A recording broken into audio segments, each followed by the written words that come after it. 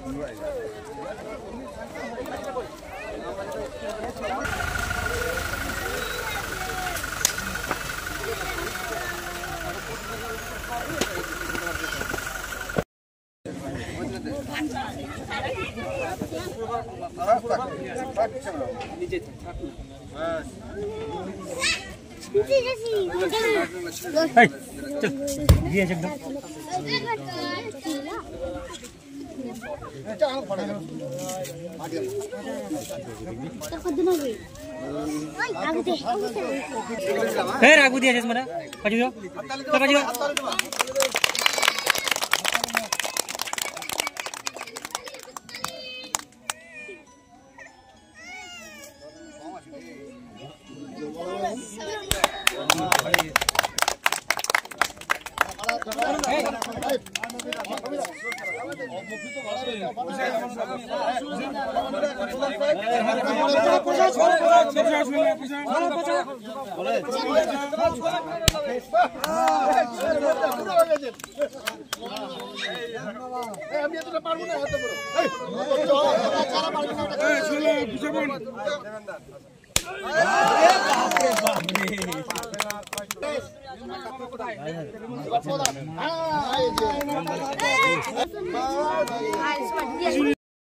বিধানসভার আলতাপুর ১ নম্বর অঞ্চলে গোবিন্দপুরে একটা বড় শ্মশানচুল্লী এবং লাউতরা ২ নম্বর অঞ্চলে মেহেন্দাবাড়িতে একটা শ্মশানের বাউন্ডারি ওয়াল, দুটো মিলে প্রায় ২৪ লক্ষ টাকা বরাদ্দ হয়েছে। সেই কাজের আজকে নির্মাণ কাজে শুরু করা হলো এবং আমাদের সমস্ত নেতৃত্বকে নিয়ে, প্রধান পরিষদের মেম্বার সবাইকে নিয়ে, গ্রামবাসী নিয়ে আজকে করা ছিল এবং খুব প্রয়োজন এগুলো দিকেই রাস্তাঘাট যেমন দরকার, পানীয় জল যেমন দরকার, তেমনি শ্মশান এবং কবরস্থানের বাউন্ডারি বা শ্মশান চুল্লি, লাইট, জল এগুলোও দরকার, সেগুলোর দিকে আমরা নজর দিয়েছি।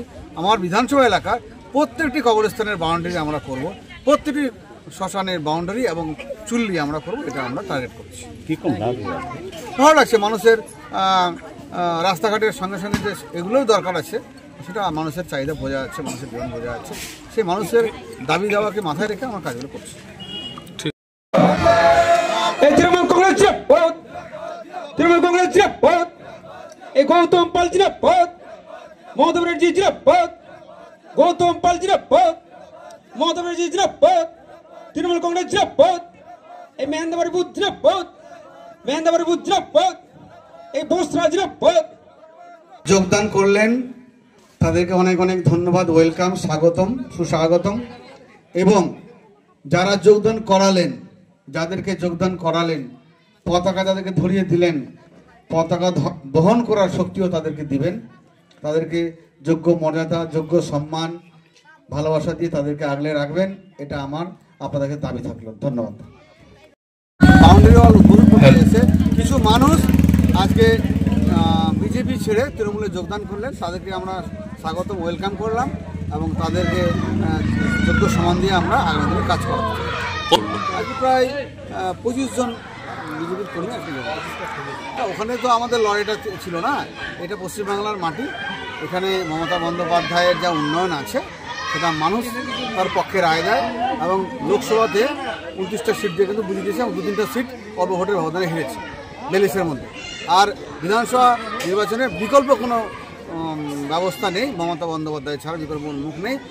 মমতা বন্দ্যোপাধ্যায় চতুর্থবারের মতো আবার ২৬-এ নিশ্চয়ই মুখ্যমন্ত্রী হয়ে আসবে, এটা আমাদের ভরসা।